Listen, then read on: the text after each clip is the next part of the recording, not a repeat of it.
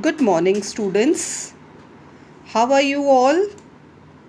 I hope you have started studying and making your notes. Before we continue with our chapter today, I just want to solve some of your queries that I have been receiving from various students for the last 2 or 3 days. We have already completed our first chapter, power sharing. आपको उसके photos भी मैंने share कर दिए हैं सब. Now you have to make notes. But the problem is that most of the students are asking कि ma'am book में जो ब्लू मार्किंग्स की गई हैं वो लिखनी है क्या? नहीं बच्चों, वो ब्लू मार्किंग्स आपको लिखनी नहीं है. They are just sentences marked in the book. हर लेसन के एंड में मैं आपको कुछ पॉइंट्स बता रही हूँ. Go through my lessons again. After every lesson, I have told you certain points that you need to write. From the very first lesson, जब मैंने आपको कहा था ethnic compositions लिखो, उसके बाद मेजॉरिटेरियन मेजर्स लिखो, बेल्जियम ने कैसे अकोमोडेट किया वो लिखो, कम्युनिटी गवर्नमेंट क्या है वो लिखो. So after every lesson, I have told you certain points that you need to write as notes. आप हर लेसन ध्यान से सुनो और उसके बाद एंड में जो मैं आपको पॉइंट्स बता रही हूँ वो आपको एज अ नोट लिखने हैं. ठीक है? Don't go by these blue markers in your book. Okay?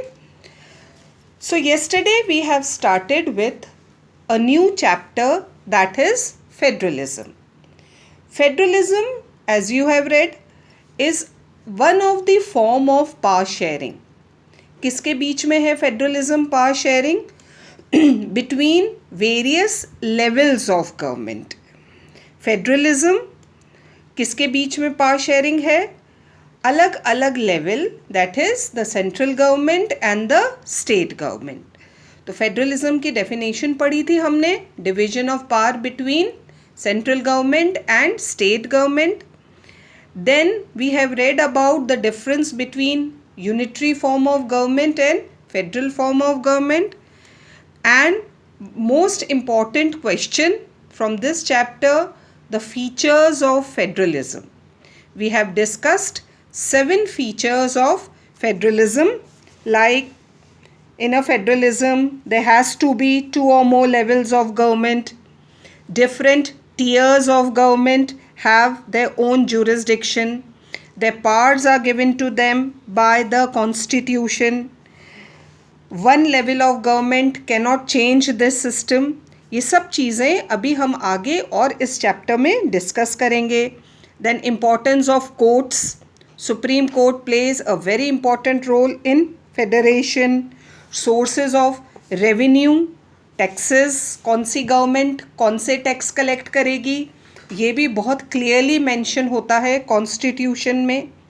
और जो सबसे इम्पॉर्टेंट फीचर होता है फेडरलिज्म का, that it has dual objective. When any country adopts federation और federalism, it has dual objectives.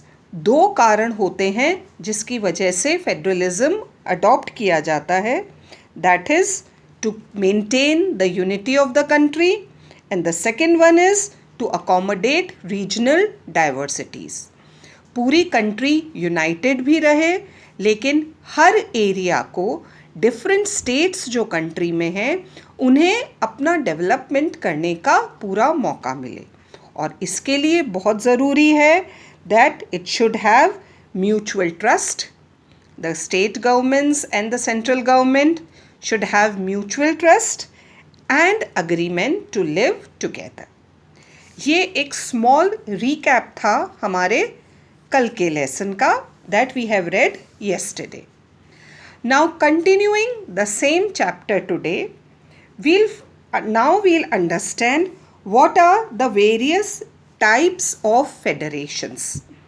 ये तो clear है कि most of the countries in the world today are democracy and they are federations. So how much power is to be given to central government and how much power is given to be state government, ये हर country में अलग अलग होता है. कुछ countries में central government के पास ज़्यादा पावर्स हो सकते हैं और कुछ कंट्रीज़ में स्टेट गवर्नमेंट्स के पास ज़्यादा पावर्स हो सकते हैं. अब ये कैसे पता चलेगा किसके पास ज़्यादा पावर्स हैं? ये देखने के लिए हमें जाना पड़ेगा थोड़ा सा उस कंट्री की हिस्ट्री में कि वहाँ ये फेडरेशन कैसे फॉर्म हुआ.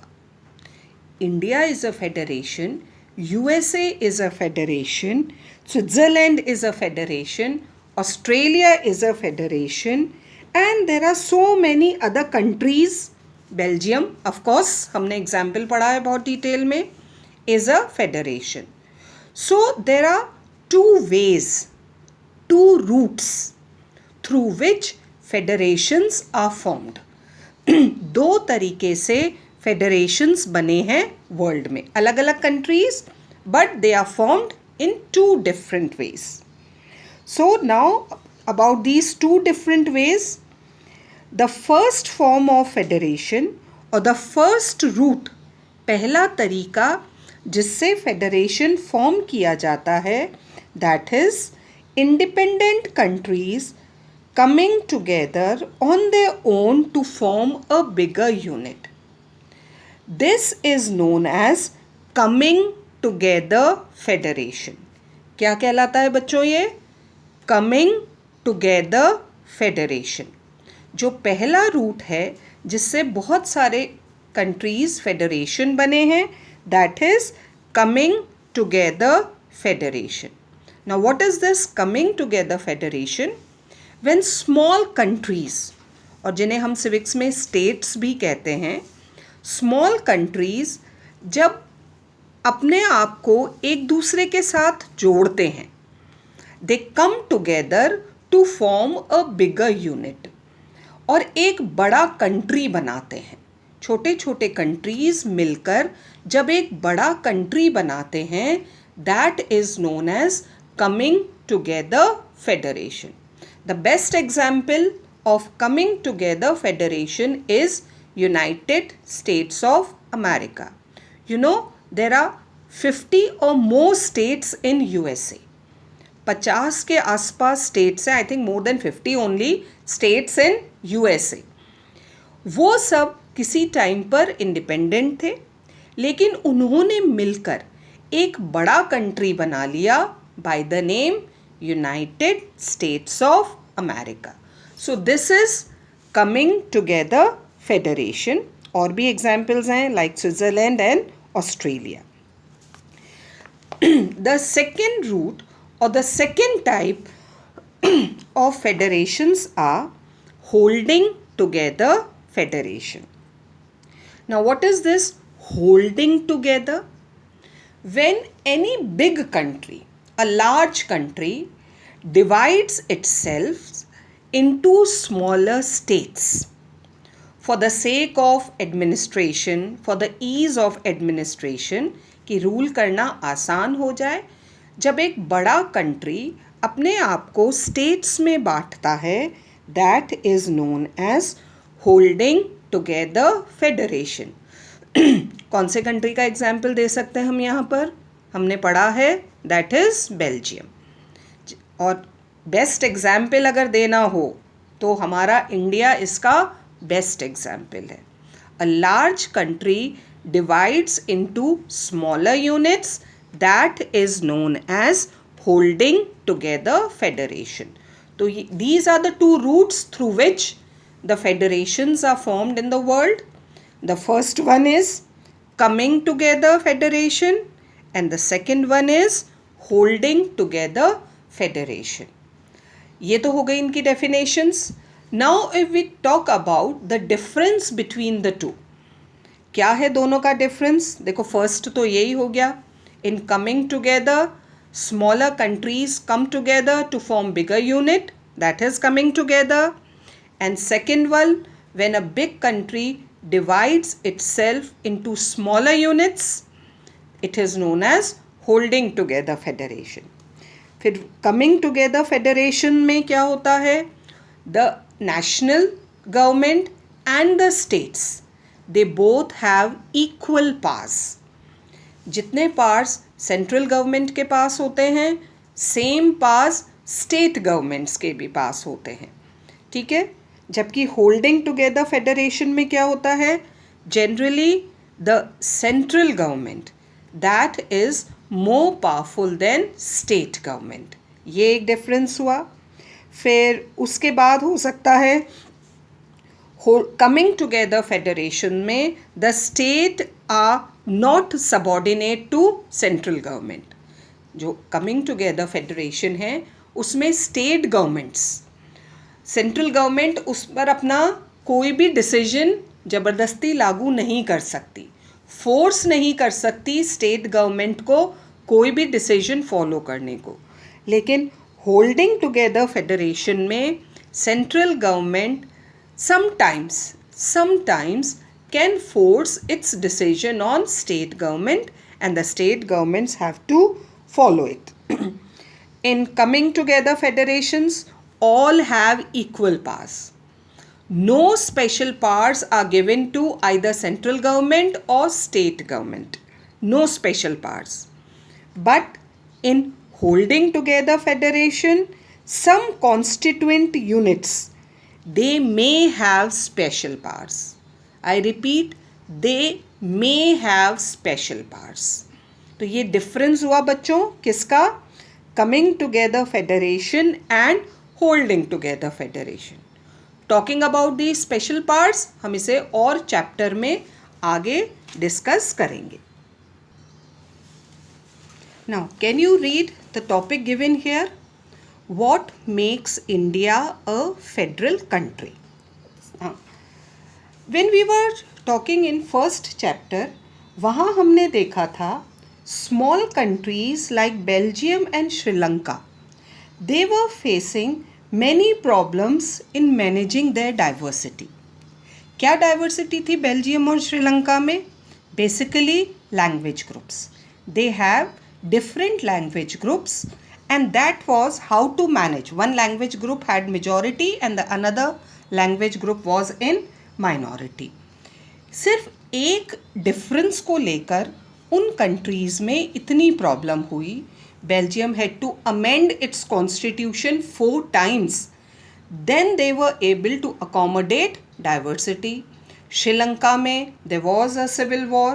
और ये सब कब, जब उस कंट्रीज़ में सिर्फ एक डाइवर्सिटी है, that is linguistic diversity. Now coming to our country India, अगर हमारी कंट्री की डाइवर्सिटी की बात करें तो कितनी तरह की डाइवर्सिटी है. We have so many different languages, we have so many different religion and there are different regions in our country. So in सारी डाइवर्सिटीज़ को कैसे मैनेज किया जाए. You know, when India became independent, कौन से year में, 1947, that was a very painful time for us. If you know a little bit about our Indian history, Indian partition was a bloody partition. अच्छा बताओ किस base पर partition हुआ था हमारा. हाँ, रिलीजियस बेस पर. India and Pakistan, two different countries were made on the basis of religion. So many people died, so many problems arose. Then another problem, एक और प्रॉब्लम मैं आपको बताती हूँ उस समय की, जो शायद आपने 9th में भी थोड़ी बहुत डिस्कस करी है हमने, about various princely states. When India became independent, the Britishers divided India into 2 different countries, India and Pakistan.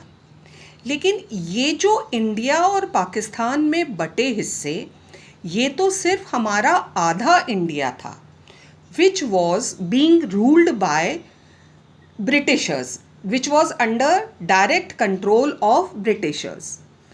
Half of the India was princely states. More than 650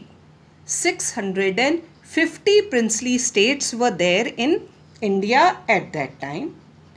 So when Britishers were leaving India, उन्होंने अपने under के India को तो 2 में बांट दिया, और ये जो 650 प्रिंसली स्टेट्स थे, इनके रूलर्स, प्रिंसेस, जो भी इन पर रूल कर रहे थे, उन्हें ये कहा गया that's it's up to your own wish, आपकी मर्जी है, आपके सामने 3 ऑप्शन है, either you join India or you join Pakistan, और अगर आपको दोनों कंट्रीज़ को ज्वाइन नहीं करना है तो even they were given option to become an independent country.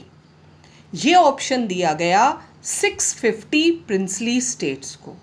Now imagine children, अगर ये 650 प्रिंसली स्टेट्स में से 50 प्रिंसली स्टेट्स भी ये कहते कि हमें इंडिपेंडेंट रहना है, हमें ना इंडिया में मर्ज होना है और न हमें पाकिस्तान में मर्ज होना है, सोचो इंडिया की क्या हालत होती। इंडिया एक कंट्री जो आज हम देखते हैं, आप सबको मैप याद होगा, एक यूनाइटेड कंट्री है, from Kashmir to Kanyakumari and from Gujarat to Arunachal Pradesh, एक यूनाइटेड कंट्री है। अब सोचो इस कंट्री के बीच में अगर अलग अलग 50 और छोटे छोटे कंट्रीज़ होते, हमारी यूनिटी के लिए कितना खतरा हो सकता था। ठीक है, ये बात तो इसलिए, पर उन प्रिंसली स्टेट्स की भी अपनी इम्पोर्टेंस थी, जो उनके किंग्स रूल कर रहे थे, they have been monarchs for centuries, अपने अपने राज्य हैं भाई उनके। तो ये सारी प्रॉब्लम्स थी उस समय जब इंडिया इंडिपेंडेंट हुआ, and that was the time when our constitution was being written. हमारा कॉन्स्टिट्यूशन लिखने का काम भी तो चल रहा था उस समय। So a constitution declared India as a union of states. वो सारे स्टेट्स जो ब्रिटिशर्स से फ्री हुए थे, और उन स्टेट्स को भी इंडिया में मर्ज किया गया जिन पर प्रिंस या किंग्स रूल कर रहे थे। तो basically India is a union of states. Now remember children, constitution में फेडरेशन वर्ड कहीं यूज नहीं हुआ है। You go through our entire constitution, there is no such word as federation used for India. India के लिए हमेशा क्या word use हुआ है वहाँ पर? Union of states. लेकिन ये जो यूनियन ऑफ स्टेट्स है इंडिया, ये उन 7 फीचर्स पर फॉलो करता है जो फेडरलिज्म के फीचर्स हैं। गो थ्रू दो 7 features again and we can apply all those 7 features on India.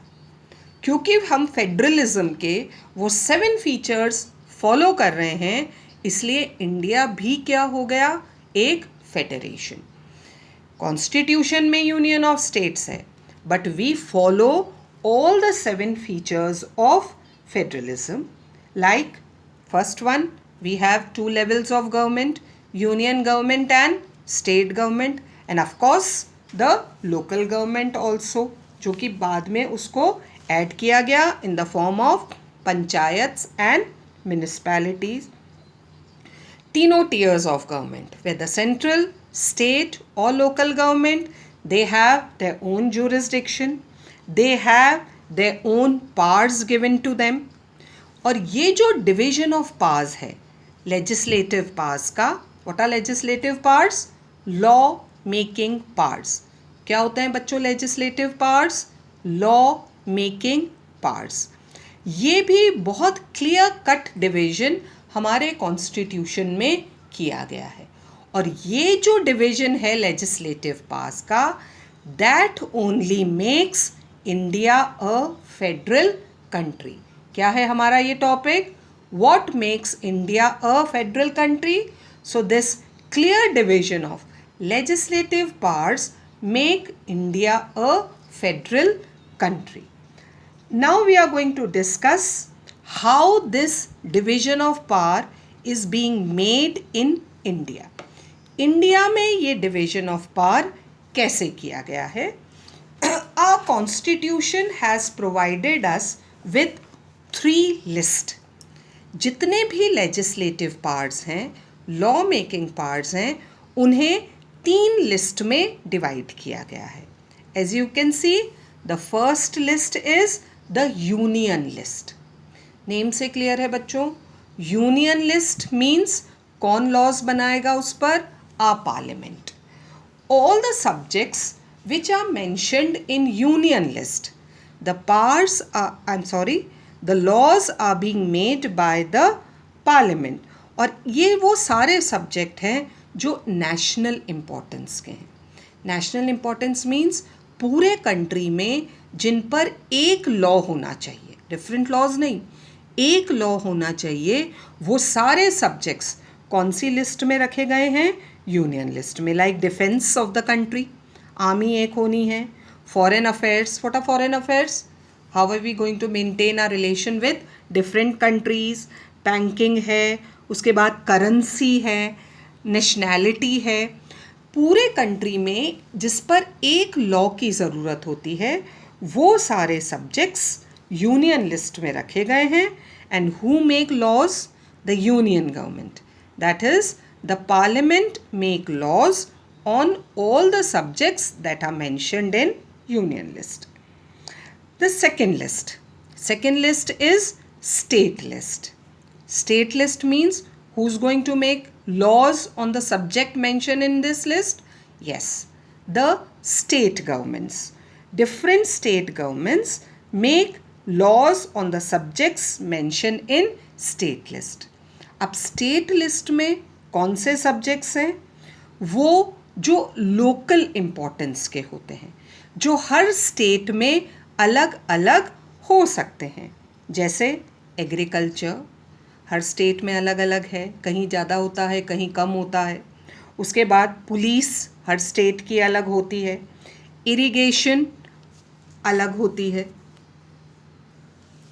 On these subjects, only the state government can make laws. Union government or the parliament cannot interfere in these subjects.